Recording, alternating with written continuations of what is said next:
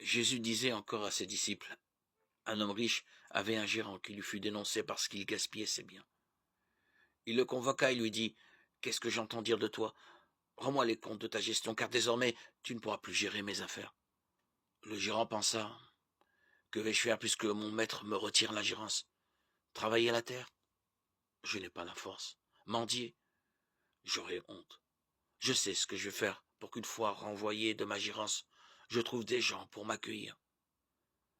Il fit alors venir un par un ceux qui avaient des dettes envers son maître. Il demanda au premier, combien dois-tu à mon maître? 100 barils d'huile.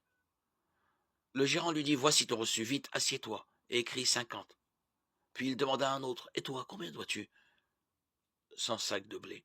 Le gérant lui dit, voici ton reçu, écris 80. Ce gérant trompeur, le maître, fit son éloge.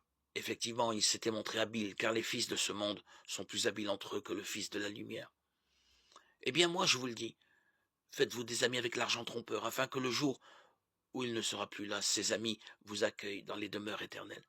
Celui qui est digne de confiance dans une toute petite affaire est digne de confiance aussi dans une grande. Celui qui est trompeur dans une petite affaire est trompeur aussi dans une grande. Si vous n'avez pas été digne de confiance avec l'argent trompeur, qui vous confiera le bien véritable? Et si vous n'avez pas été digne de confiance pour des biens étrangers, le vôtre, qui vous le donnera? Aucun domestique ne peut servir deux maîtres.